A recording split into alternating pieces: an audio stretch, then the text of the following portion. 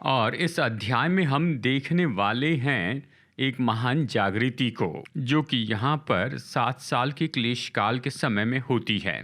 पिछले 2000 साल में परमेश्वर के आत्मा ने इस पृथ्वी पर बहुत से अलग अलग समय में काम किया है कि बहुत से लोगों को विश्वास में लाए। और इस समय काल के दौरान परमेश्वर ने हमेशा पवित्र आत्मा के विशेष पात्रों को तैयार किया, जो कि उसके विशेष लोग हैं, जो कि इस पृथ्वी के लोगों के सामने प्रभु की ओर ध्यान देने वाली बात लाएंगे। उदाहरण के लिए 1730 से लेकर 1740 में ये तो ऐसा समय जिसे जाना जाता है कि पहली बड़ी जागृति आ गई, और प्रभु ने उस समय अपने दासों को खड़ा किया, जैसे जॉर्ज विटफील्ड और जॉन वेस्ली और जोनाथन एडवर्ड्स। ये तो पात्र थे कि सुसमाचार को लोगों में फैला दें। 1970 के दशक के दौरान यूनाइटेड स्टेट्स ऑफ अमेरिका में बहुत बड़ी जागृति आ गई, जिसे जीसस मूवमेंट कहते हैं। और उस मूवमेंट के दौरान अमेरिका के बहुत से जवान प्रभु यीशु पर विश्वास में आ गए। परमेश्वर ने एक व्यक्ति का उपयोग किया कि इस चलन को आगे बढ़ाते जाएं। उनका नाम था चॉक स्मिथ,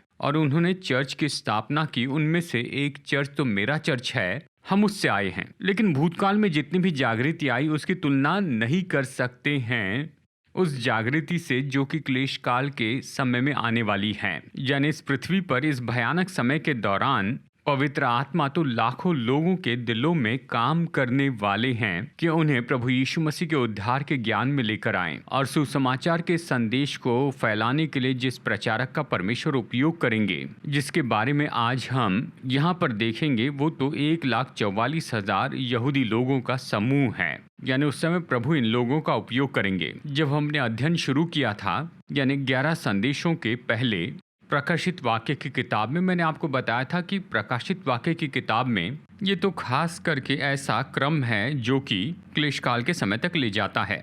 और मैंने आपको ये भी बताया, इस पूरी पुस्तक में निश्चय ऐसे वचन के भाग हैं जहाँ प्रभु हमें बाजू में ले जाते हैं कि हमें बता सके कि क्लेश काल के दौरान क्या चल रहा है। अध्याय 7 तो ऐसे ही भागों में से एक भाग है। अब प्रभु यहाँ पर ये जो क्रम है, इन सारी बातों से हमें बाहर लेकर जाते हैं कि हमें 2 महत्वपूर्ण लोगों के समूह के बारे में बताएं, जो कि क्लेश काल के समय में जिएंगे। पहला समूह है, ये तो 1,44,000 यहूदी गवाह होंगे जिन्हें परमेश्वर बुलाते हैं, यानी पूरी दुनिया से यहूदी लोगों में से, कि सुसमाचार के ये संदेश पूरे संसार में फैलाए। और फिर दूसरे लोगों का जो समूह हम देखेंगे, वो तो क्लेश काल में छुड़ाए गए संत हैं, जिनके बारे में हमने थोड़ा देखा है यहाँ अध्याय 6 में, वचन 9 से 14 के बीच। ये ऐसे लोग हैं जिन्होंने यीशु मसीह के ज्ञान को पाया और ये विश्वास में आए क्लेश काल के समय में, और उन्होंने अपनी जान गंवाई क्योंकि वो तो यीशु मसीह के लिए विश्वास योग्य थे। तो चलिए यहाँ पर शुरू करते हैं और अध्याय 7 के पहले 3 वचनों को पढ़ते हैं, और फिर आगे बढ़ते हुए बाकी के वचनों को भी पढ़ेंगे। तो आइए पढ़ते हैं। इसके बाद मैंने पृथ्वी के, यानी देखिए यहाँ पर यूहन्ना कहता है, इसके बाद मैंने पृथ्वी के चारों कोनों पर 4 स्वर्गदूत खड़े देखें। वे पृथ्वी की चारों हवाओं को थामे हुए थे, ताकि पृथ्वी या समुद्र या किसी पेड़ पर हवा न चलें। फिर मैंने एक और स्वर्गदूत को जीवित परमेश्वर के मोहर लिए पूरब की ओर से आते देखा।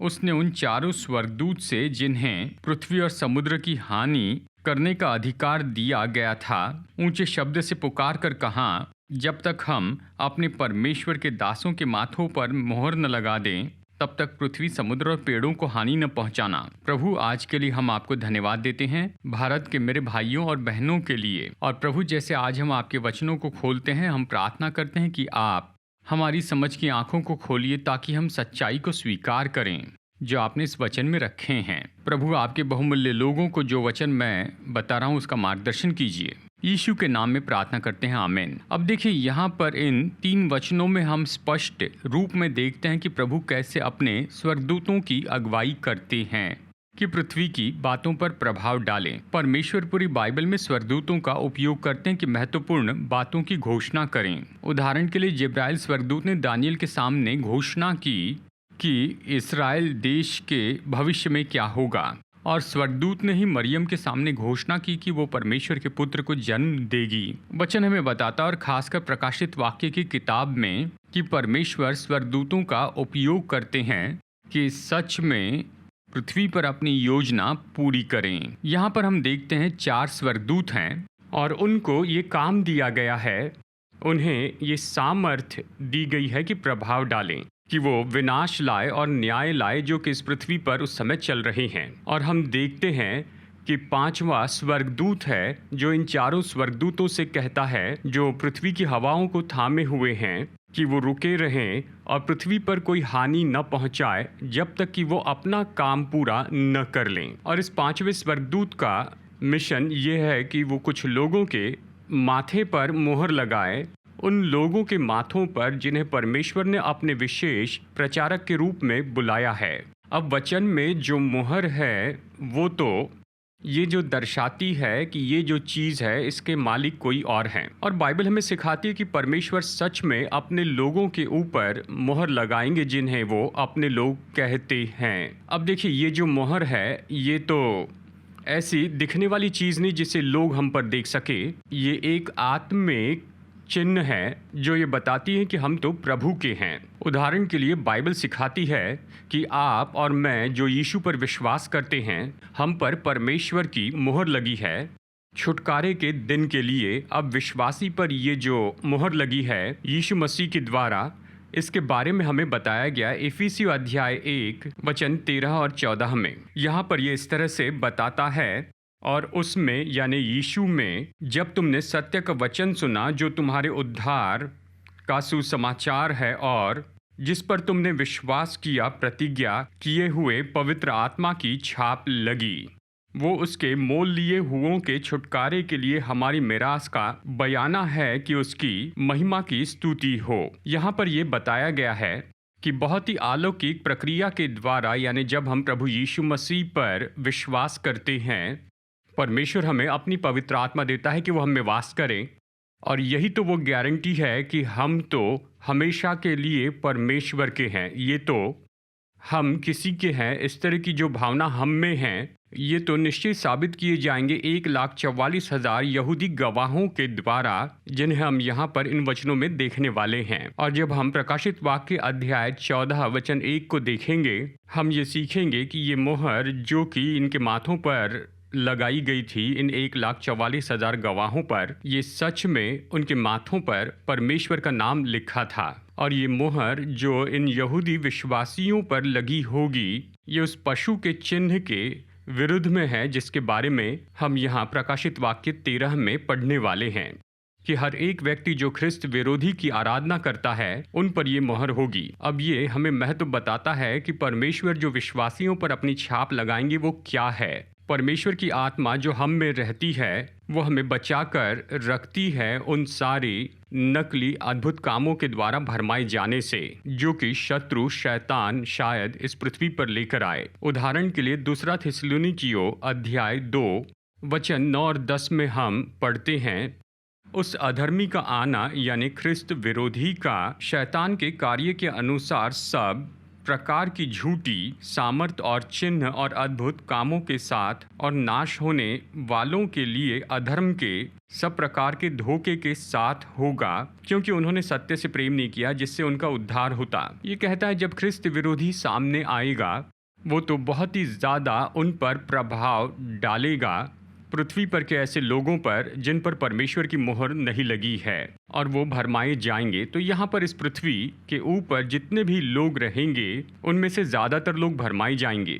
परमेश्वर सत्य के गवाहों को बुलाएंगे और उन पर छाप लगाएंगे ताकि वो इसमें किसी तरह से भरमाए न जाएं। मुझे ये भी जोड़ना होगा कि आप लोग जो यीशु मसीह पर विश्वास करते हैं और आप ये वीडियो देख रहे हैं, आप पर भी प्रभु की गवाही देने के लिए मोहर लगी है। आपको 1.5 अरब लोगों के देश में परमेश्वर ने रखा हुआ है। आप में से बहुत से लोग, या कहिए ज़्यादातर जो लोग हैं, वो तो आत्मिक रीति से भरमाए जाते हैं। और आपके जीवन में ये चुनौती है, परमेश्वर ने आपको गवाह होने के लिए बुलाया है कि आप अपने देशों के लोगों के बीच में गवाह हो, जैसे कि मैं अपने देशों के लोगों के बीच गवाह होने की कोशिश कर रहा हूँ। तो हमारे संदर्भ का जो वचन है उसमें 4 से वचन 8 तक हम देखते हैं कि ऐसे लोग हैं जिन्हें परमेश्वर बुला रहे हैं स्वर्गदूत का उपयोग करते हुए। ये तो वो यहूदी लोग हैं जिन पर परमेश्वर ये छाप लगाने वाले हैं। और हम यहाँ पर ये सीखते हैं कि परमेश्वर यहाँ पर 1,44,000 यहूदी लोगों को बुलाने वाले हैं कि पूरे संसार में उसके गवाह हो जाएं। हम यहाँ वचन 4 में इस तरह से पढ़ते हैं, जिन पर मुहर दी गई मैंने उनकी गिनती सुनी, अर्थात इसराइल की संतानों के सब गोत्र में से 1,44,000 पर मुहर दी गई। यहाँ पर वचन 5 से 8 में ये एक ही बात को बार बार दोहराता है, इसलिए हम इसे पूरा नहीं पढ़ेंगे। लेकिन याद रखिए 12 गोत्रों के नाम यहाँ पर दिए हैं और इन हर एक गोत्रों में से 12,000 लोगों को बुलाया गया। और यहाँ पर सूची दी गई है यहूदा, रूबेन, गाद, आशेर, नप्ताली, मनश्या, शमोन, लेवी, इस्साकार, जबूलून, यूसुफ और बिन्यामिन। और ये तो सच में बहुत से सवाल यहाँ पर उठा देता है। ये उत्तरी उन 10 गोत्रों के बारे में बताता है जो अलग हुए थे रहबोम के राज्य के समय में कि वो इस्राएल नाम के अलग देश हो जाएं, और फिर दक्षिण में यहूदा एक अलग देश बना। अब इस्राएल का ये जो उत्तरी राज्य था, इसे अशरूर के लोगों ने बंदी बना लिया ईस्वी सन पूर्व 721 में, और फिर केवल यहूदा ही अपने देश में वापस आए। ये तो वो खास समूह था। और ये उत्तरी भाग के 10 गोत्र जो हैं उन्होंने अलग लोगों से विवाह किया, लेकिन वो कभी भी सच में अपने देश में अपनी पहचान में लौट कर नहीं आए। और जबकि ये लोग पूरे संसार में इस तरह से फैले हुए हैं, तो आमतौर पर इस तरह से कहा जाता है कि वो 10 गोत्र पूरी तरह से खो गए हैं। वो तो दुनिया के लिए खोए हुए हैं, लेकिन परमेश्वर उनमें से हर एक मनुष्य को जानते हैं। जो उनके वंशज हैं वो जानते हैं कि संसार में वो कहाँ पर हैं। अब देखिए, ये तो दिलचस्प बात है कि आज पूरे संसार में यहूदी लोग तो फैले हुए हैं, और देखा जाए तो ये दिलचस्प है कि पूरे संसार में 15 मिलियन से कम यहूदी हैं, और उन यहूदियों में से 6.7 यहूदी लोग अभी इस्राएल में रह रहे हैं। और इन 15 मिलियन यहूदियों में से 8 मिलियन यहूदी संसार के अलग अलग भागों में रहते हैं। देखिए, परमेश्वर के पास पूरे इतिहास में ऐसे विश्वास योग्य छुड़ाए गए लोग रहे हैं, वो पृथ्वी में कहीं ना कहीं रहे हैं कि परमेश्वर की योजना और उद्देश्य को पृथ्वी पर बनाए रखें। और देखिए, इस्राएल के इतिहास में ऐसा समय रहा है, और साथ ही कलीसिया के इतिहास में भी, जब सब कुछ धुंधला दिखता था और ऐसे दिखाई देता था कि परमेश्वर के लोगों के लिए परमेश्वर की योजना मिट जाएगी। उदाहरण के लिए आहाब राजा और उसकी दुष्ट पत्नी यहजबेल इस्राएल पर राज्य किया करते थे। जब वो इस्राएल पर राज्य करते थे तो ऐसे दिखाई दिया कि ये दुष्ट राजा परमेश्वर पर विश्वास करने वाले सच्चे विश्वासियों को मार देगा। पर विश्वास योग्य भविष्यवक्ता एलिया ने सच में उसने उस झूठी आस्था और भरमाए जाने को प्रकट किया जो बाल के नबी किया करते थे, और उसके द्वारा वो भविष्यवक्ता मारे गए। और उस समय की दुष्ट रानी यहजबेल ने ये प्रतिज्ञा की कि वो तो एलिया भविष्यवक्ता को निश्चय ही मारेगी, और जिसके लिए वो खड़ा रहा उसे मिटाएगी। और एलिया इन सारी बातों से बहुत निराश हो गया था। और पहला राजा अध्याय 19 वचन 10 वो परमेश्वर को पुकार कर कहता है, सेनाओं के परमेश्वर यहोवा के निमित्त मुझ में बड़ी जलन हुई, क्योंकि इसराइलियों ने तेरी वाचा टाल दी है, तेरी वेदियों को गिरा दिया और तेरे नबियों को तलवार से घात किया, और मैं ही अकेला रह गया और वे मेरे प्राणों के भी खोजी हैं। पहला राजा अध्याय 19 वचन 18 में परमेश्वर एलिया को उत्तर देते हैं और कहते हैं, तो भी मैं 7,000 इसराइलियों को बचा रखूंगा। ये तो वे सब हैं जिन्होंने न तो बाल के आगे घुटने टेके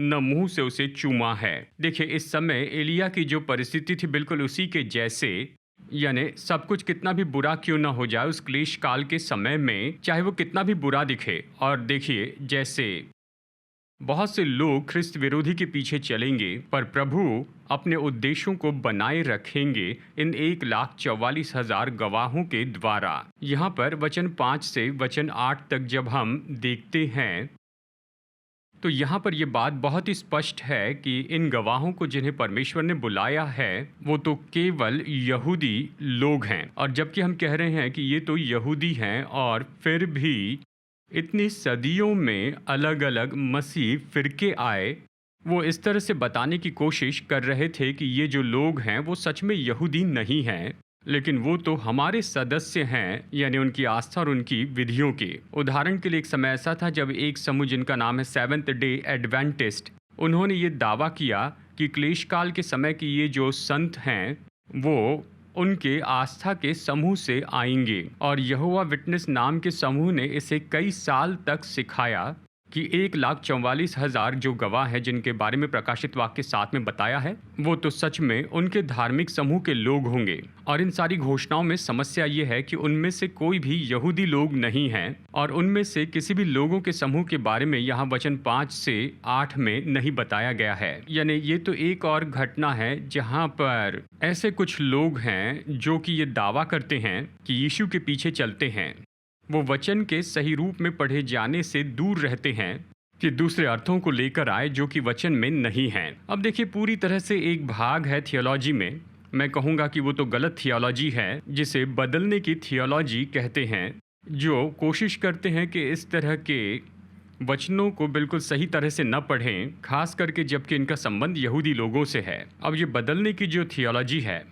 जब वो ये पढ़ते हैं कि परमेश्वर ने यहूदी लोगों से किस तरह की प्रतिज्ञाएं की गई हैं, वो इन प्रतिज्ञाओं को बदल कर यहूदियों के लिए नहीं पर कलीसिया के लिए उपयोग करते जाते हैं। और मैं सोचता हूँ कि ये दोष लगाने वाले जो थियोलॉजियन हैं वो इसे इसीलिए करते हैं क्योंकि जब वो वचन को देखते हैं और ये जानते हैं कि 70 ईस्वी सन से लेकर 20वीं सदी की शुरुआत तक कोई यहूदी देश नहीं था और यहूदी लोगों का कोई जमा होना नहीं था, इसलिए उन्होंने निष्कर्ष निकाला कि परमेश्वर की प्रतिज्ञाओं को यहूदी लोगों के लिए उपयोग नहीं किया जा सकता। जिस प्रभु की हम सेवा करते हैं वो प्रतिज्ञा पूरी करते हैं, और उसके वचन में प्रतिज्ञा है कि हाँ, वो यहूदी लोगों को संसार के कोने कोने में बिखरा देंगे, यानी उसके पृथ्वी के आने के समय के कुछ समय पहले ही वो उन्हें उस देश में जमा करेंगे, और इसी तरह से हो गया है। और मैं ये आपको इसलिए बता रहा हूँ ताकि आपको प्रोत्साहित करूँ एक संगी बाइबल विद्यार्थी के रूप में, कि जब आप वचनों को देखते हैं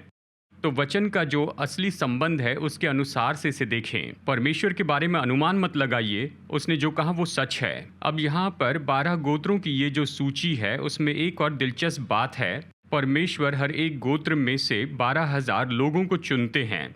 तो सवाल ये उठता है कि दान का गोत्र कहाँ है, और इसमें बहुत ज़्यादा गहराई में जाने के बजाय, नहीं तो फिर हम तो रास्ते से भटक जाएंगे, ऐसी बहुत सी सीरीज़ है जिसमें बताया गया है कि दान का गोत्र क्यों हटा दिया गया है, और उसकी जगह पर हम यूसुफ ये नाम देखते हैं और उसके एक बेटे मनश्शे का नाम देखते हैं। जब हम इतिहास में देखते हैं उन 10 गोत्रों के बारे में जो कि अलग होकर उन्होंने अलग इस्राएल राज्य बनाया, और वहाँ पर दान का ही वो गोत्र था जिसने बाकी गोत्रों की तुलना में सबसे पहले मूर्ति पूजा को स्वीकार किया। जब हमारा चर्च इस्राएल में यात्रा पर गया, हम लगभग हर 2 साल में एक बार जाते हैं, तो हम उस देश के उत्तरी भाग में जाते हैं जहाँ पर दान का गोत्र रहा करता था, और वहाँ पर आप देखते हैं कि पहली नाशमान वेदी को फिर से बनाया गया है जो इस्राएल में बनाई गई थी। तो इसलिए जैसे लोग ये सोचते हैं, तो एक ऐसी थियरी है जो बाइबल के विद्वान इस तरह सोचते हैं,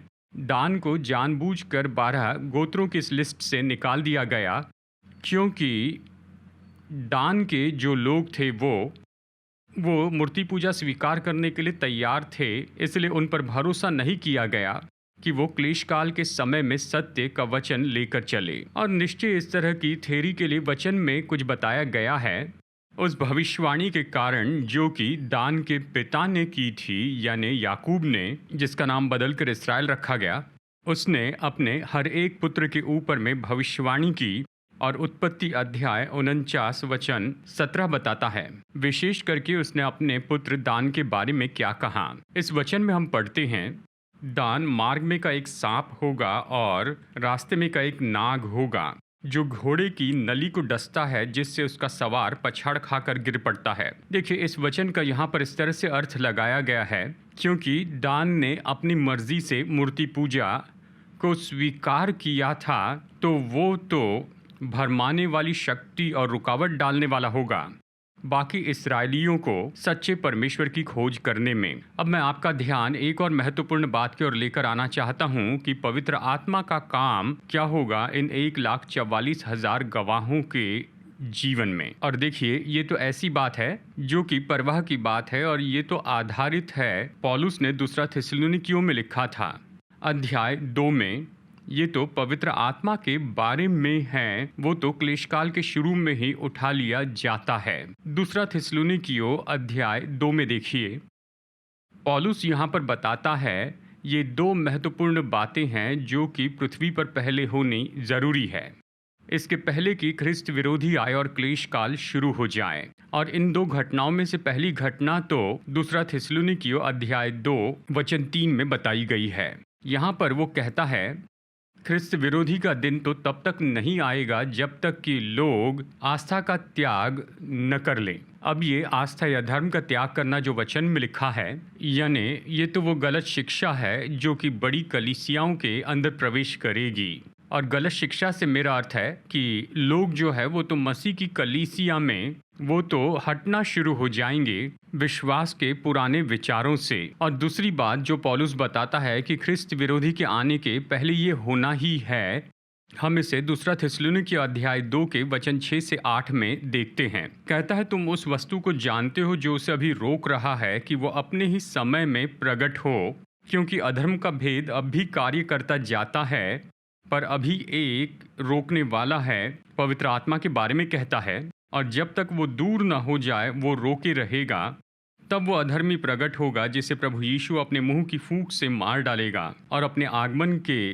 तेज से भस्म करेगा। इस वचन के भाग में हम देखते हैं कि उसे एक रोकने वाला है। ये परमेश्वर के पवित्र आत्मा के बारे में है। जब हम इस वचन में यहाँ पढ़ते हैं कि अब जो रोके हुए है जब उसे दूर किया जाएगा, तो बहुत से लोग ये निष्कर्ष निकालते हैं कि किसी तरह से पवित्र आत्मा पृथ्वी पर से दूर किया जाएगा ताकि इस पृथ्वी पर पूरा नरक खुल जा सके। तो यहाँ पर इस तरह सोच है, जैसे हम दूसरा थिस्सलुनीकियों में यहाँ पर देखते हैं कि पवित्र आत्मा को हटा दिया जाना चाहिए इसके पहले कि क्लेश काल शुरू हो जाए।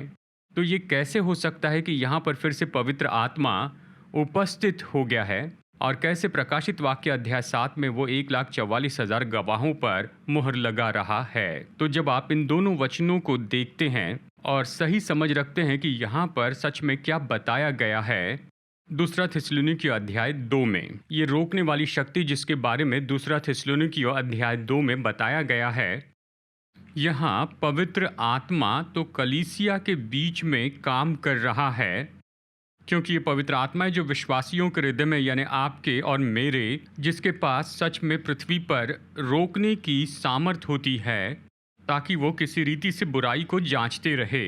तो रोकने वाले को दूर करने की जो बात है, ये सच में कलीसिया के रैप्चर के बारे में है। यानी प्रभु अपनी कलीसिया को उठा लेते हैं, उन सब को जो पवित्र आत्मा के पात्र हैं, और ये ऐसी घटना होगी जिसके कारण ख्रिस्त विरोधी जो है वो सबके सामने आ जाएगा। दूसरा थिस्सलुनीकियों के वचन का भाग जो है, इसका ये अर्थ नहीं है कि पवित्र आत्मा पृथ्वी पर से उठा लिया गया, क्योंकि ये तो परमेश्वर के महत्वपूर्ण स्वभाव गुण का इनकार किया जाना होगा कि वो सर्वव्यापी है। देखिए, पवित्र आत्मा त्रिएक परमेश्वर का तीसरा व्यक्ति है, ये हम जानते हैं, और उसमें परमेश्वर के सारे स्वभाव गुण पाए जाते हैं, और उनमें से एक ये है कि वो हर जगह उपस्थित है, हर समय। तो इसीलिए देखिए, पवित्र आत्मा की जो सामर्थ है इन 1,44,000 यहूदियों पर, जो कि उस समय सुपर चार्ज होंगे, सुसमाचार के ऐसे गवाह होंगे, उनमें पवित्र आत्मा होगा, वो उनके साथ में काम करेगा उसी तरह से जैसे वो आप और मेरे जैसे लोगों के दिल में काम करता है। और सच में योएल भविष्यवक्ता ने भविष्य की इन घटनाओं को पहले देखा कि कैसे पवित्र आत्मा यहूदी लोगों के दिलों में काम करते जाएगा क्लेश काल के समय में। योएल की किताब अध्याय 2 में वचन 28 से वचन 32 में योएल बताता है कि पवित्र आत्मा का ये जो काम है ये यहूदियों के दिल में कैसे होगा क्लेश काल के समय। यहाँ हम पढ़ते हैं, उन बातों के बाद मैं सब प्राणियों पर अपना आत्मा उंडेलूंगा, ये कहता है। तुम्हारे बेटे बेटियां भविष्यवाणी करेंगी और तुम्हारे पुरनिये स्वप्न देखेंगे और तुम्हारे जवान दर्शन देखेंगे। तुम्हारे दास और दासियों पर भी मैं उन दिनों में अपना आत्मा उंडेलूंगा। इस तरह ये कहता है, मैं आकाश में और पृथ्वी पर चमत्कार अर्थात लहू और आग और धुएं के खंभे दिखाऊंगा। यहोवा के उस बड़े और भयानक दिन के आने से पहले सूर्य अंधियारा होगा और चंद्रमा रक्त सा हो जाएगा। उस समय जो कोई यहोवा से प्रार्थना करेगा वो छुटकारा पाएगा। और यहोवा के वचन के अनुसार सियोन पर्वत पर और यरूशलेम में जिन बचे हुओं को यहोवा बुलाएगा वे उद्धार पाएंगे। ये कहता है, जिन बचे हुओं को यहोवा बुलाएगा वे उद्धार पाएंगे। तो इस वचन के भाग में योएल को यहाँ पर एक दर्शन दिया गया है कि पवित्र आत्मा यहूदी लोगों के दिलों पर किस तरह का प्रभाव डाल रहा है। और खास करके क्लेश काल के समय में आप देख सकते हैं, उसने बताया कि आकाश और पृथ्वी पर ऐसे चमत्कार होंगे। ये तो प्रकाशित वाक्य 6 की बातों से मिलती जुलती हैं। देखा जाए तो प्रेरित पतरस ने योएल के इसी वचन को वहाँ पर कोट किया था। पेंटिकॉस्ट के दिन उसने जो संदेश दिया था उसमें पतरस पेंटिकॉस्ट के दिन में खड़ा हुआ। ये तो कलीसिया की शुरुआत का दिन था, क्योंकि उस समय उस सभा में पवित्र आत्मा दिया गया था शुरू के उन विश्वासियों को जो पतरस की सुन रहे थे। इस वचन के अनुसार पतरस ये नहीं कह रहा था कि योएल तो कलीसिया के जन्म के बारे में कह रहा था। वो ये कह रहा था कि अंतिम दिनों में यहूदियों के बीच में परमेश्वर का आत्मा उंडेला जाएगा।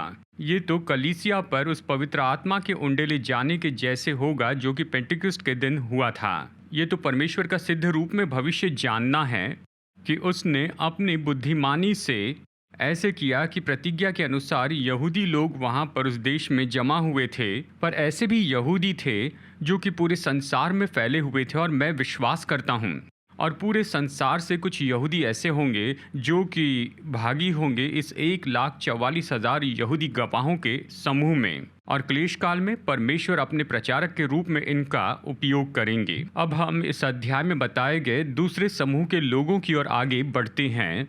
और एक और बार यहाँ पर हम नज़दीकी रूप में देखते हैं इन लोगों को जिन्हें क्लेश काल के संत के रूप में जाना जाता है। ये ऐसे लोग हैं जो यीशु मसीह पर विश्वास और ज्ञान में आ चुके हैं क्लेश काल के दौरान। तो इसलिए विश्वासियों का ये जो समूह है ये तो निश्चय ही अलग है उस चर्च से, यानी उन विश्वासियों को जिन्हें हम दर्शाते हैं। हम तो उठा लिए जाएंगे ये सारी घटना होने के पहले ही। तो आइए वचन 9 से वचन 17 तक यहाँ पर हम पढ़ लेते हैं और फिर इसको हम विवरण से देखेंगे। इसके बाद मैंने दृष्टि की और देखो, हर एक जाति और कुल और लोग और भाषा में से एक ऐसी बड़ी भीड़ जिसे कोई गिन नहीं सकता था, श्वेत वस्त्र पहने हुए और अपने हाथों में खजूर की डालियां लिए हुए सिंहासन के सामने और मेमने के सामने खड़ी है और बड़े शब्द से पुकार कर कहती है, उद्धार के लिए हमारे परमेश्वर का और मेमने का जय जयकार हो।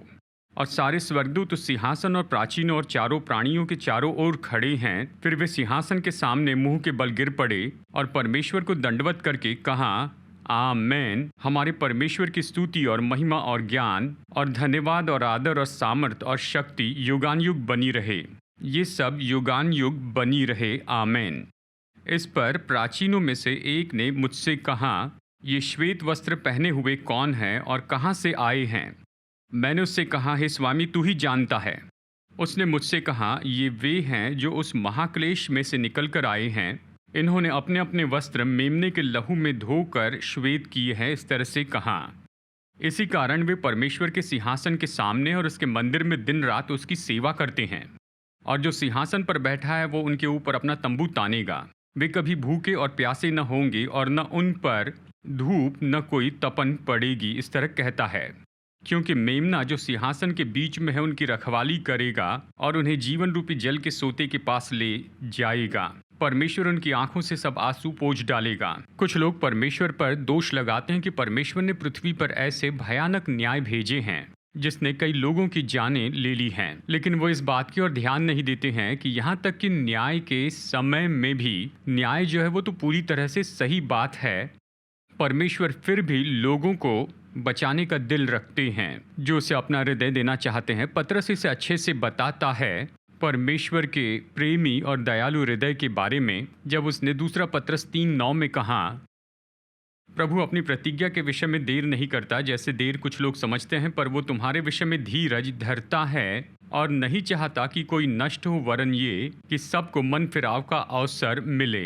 हालांकि ऐसे समय में भी जब परमेश्वर मसीह का इनकार करने वाले संसार पर न्याय लेकर आते हैं, वो फिर भी द्वार खोलते हैं कि लोग निश्चय ही पश्चाताप करें और वो यीशु पर अपना विश्वास और भरोसा रखें। बहुत से विद्वान मानते हैं कि आत्माओं की जो कटनी है, खास करके क्लेश काल के दौरान, ये तो बाकी सारे चलन से बहुत ही बड़ी होगी।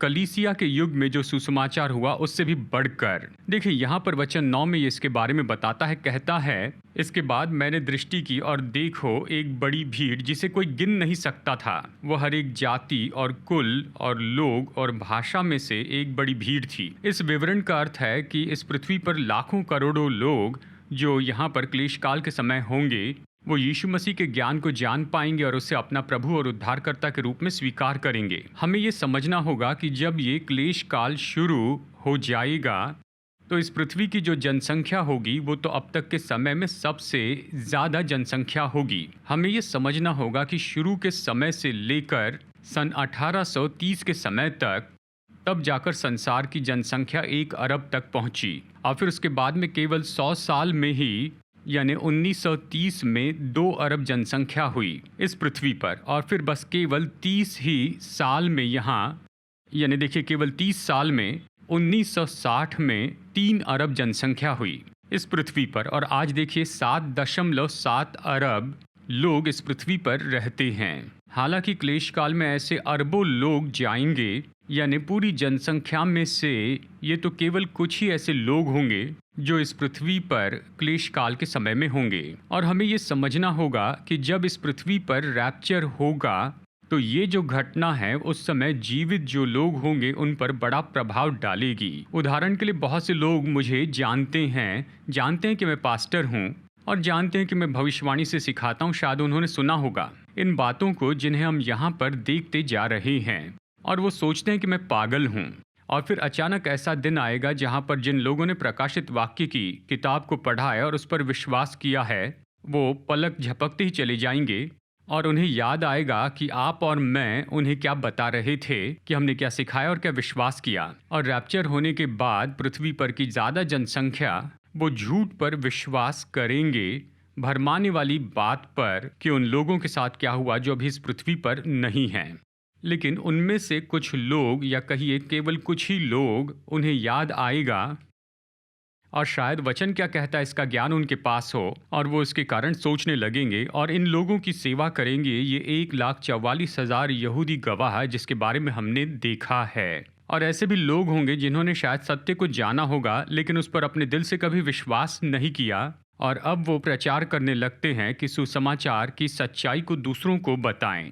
उन लोगों को जो ये सोच रहे हैं कि अभी इस समय क्या हो गया है। अब यहाँ पर क्लेश काल के संतों के बारे में वचन में से हमने पढ़ा है, तो हमें समझना होगा वो पूरे संसार से आएंगे। और हम यहाँ पर वचन 14 में ये पढ़ते हैं, यानी उन्हें तो श्वेत वस्त्र पहनाए गए हैं जो कि यीशु मसीह की धार्मिकता को दर्शाते हैं जो उन पर डाली गई है, और वो खजूर की डालियों को अपने हाथों में लिए हैं जो यीशु मसीह के विजय को दर्शाती है। और वचन 10 हमें बताता है कि जब वो पुकार कर कहते हैं, उद्धार के लिए हमारे परमेश्वर का जो सिंहासन पर बैठा और मेमने की जय जयकार हो। यहाँ पर स्पष्ट है कि ये तो यीशु मसीह पर विश्वास करने वाले उसके अनुयायी हैं। और यहाँ पर बड़ी चेतावनी के शब्द दिए गए हैं। वचन 11 और 12 में यहाँ पर हम देखते हैं, स्वर्ग के सभी स्वर्गदूत आनंद मना रहे हैं क्लेश काल के संतों की इस बहुत बड़ी भीड़ के लिए। और आपको इस बात की ओर ध्यान देना चाहिए कि सारा जो स्वर्ग है वो इस तरह से आनंदित हुआ जिस दिन आप प्रभु यीशु पर विश्वास करने लगे। आप तो स्वर्ग के नागरिक हैं, इसीलिए ये तो आपका घर है। और ये आपके लोग हैं, आप तो अभी एक बड़ी यात्रा पर हैं। अब देखिए यहाँ पर 15 वचन से लेकर वचन 17 तक ये तो कुछ ऐसे स्वभाव गुण और लाभ के बारे में बताते हैं उन लोगों के बारे में जो क्लेश काल के संत हैं। उदाहरण के लिए वचन 15 में हम देखते हैं कि वो जमा हुए हैं परमेश्वर के सिंहासन के सामने और उसके भवन में उसकी दिन रात सेवा करते हैं। और वचन 16 में हम देखते हैं कि अनंत काल में उनके लिए प्रबंध किया जाएगा। अब ये सवाल उठता है कि ये जो क्लेश काल के जो संत हैं इनका स्तर क्या एक ही जैसे होगा जो कलीसिया के संत के स्तर हैं उन्हीं के अनुसार। वचन के अलग अलग भागों में कलीसिया के बारे में ये बताया गया है, उसकी तुलना जब हम क्लेश काल के संतों के बारे में जो कहा उससे करते हैं। वचन के इस भाग में ये सुझाव देता है कि उनके स्तर में निश्चय थोड़ा फर्क होगा इन दो विश्वासियों के समूह में। उदाहरण के लिए वचन जो है वो हम कलीसिया के सदस्यों के बारे में ये बताते हैं कि हम दोनों हैं जैसे कि राजा और याजक। प्रभु जब पृथ्वी पर वापस आएंगे तो हमारा स्तर तो ये होगा कि हम प्रभु यीशु मसीह के साथ राज्य और अधिकार करेंगे इस पृथ्वी पर। देखिए और दूसरा कोई वचन तो नहीं है, और खास करके इस अध्याय में जो इस तरह से बताते हैं कि क्लेश काल के संत प्रभु यीशु मसीह और कलीसिया के साथ में इस पृथ्वी पर राज्य करेंगे। और इसी तरह से जैसे कलीसिया के बारे में कहा गया है वैसे इनके बारे में नहीं कहा गया है कि ये याजक होंगे। अब देखिए एक विवरण से हम ये कह सकते हैं इन दोनों के स्तर के फर्क के बारे में कलीसिया और क्लेश काल के संतों के बीच। ये तो इस तरह माना जाता है कि लेवियों का याजक के रूप में जैसे परमेश्वर के साथ में संबंध था। देखिए मूसा की व्यवस्था में लेवी गोत्र तो ऐसा था जिस गोत्र में से ही सारे याजक वहाँ पर हुआ करते थे। इसका मतलब है सारे याजक वो तो लेवीय थे, लेकिन सभी लेवी याजक नहीं थे। याजक तो केवल हारून के वंश से आते थे और हारून तो मूसा का भाई था, वो पहला महायाजक था। तो सारे याजक जिसे मूसा या कहिए व्यवस्था के याजक उन्हें हारून के वंश से ही आना था, और बाकी सारे लेवीय जो कि हारून के वंश से नहीं थे उनकी भूमिका थी कि याजकों की वो मदद करें, पर उन्हें याजक के रूप में नहीं माना जाता था। तो यहाँ पर तुलना तो यही है कि क्लेश काल के सारे संत और सारी कलीसिया मनुष्य जाति से आती है, वो सब छुड़ाए हुए मनुष्य हैं। लेकिन यहाँ पर इन मनुष्यों का जो समूह है उनमें एक है कलीसिया जिनके पास राजा और याजक होने की भूमिका दी गई है, और फिर क्लेश काल के संत हैं जिनका कोई सपोर्टिंग रोल है। मैं फिर बताऊं वचन में ऐसी कोई बात नहीं है जो इन सारी बातों को सटीक शब्दों में बता दे, बस ये तो वचनों की तुलना है और ये तो निश्चय ही होने वाली संभावना का विचार है कि ये दो समूह ऐसे होंगे और उनकी जो सेवकाई है वो भी इसी तरह से होगी। तो प्रकाशित वाक्य अध्याय 7 इसी के बारे में है। अगली बार सेशन 12 में हम अध्याय 8 को देखने वाले हैं।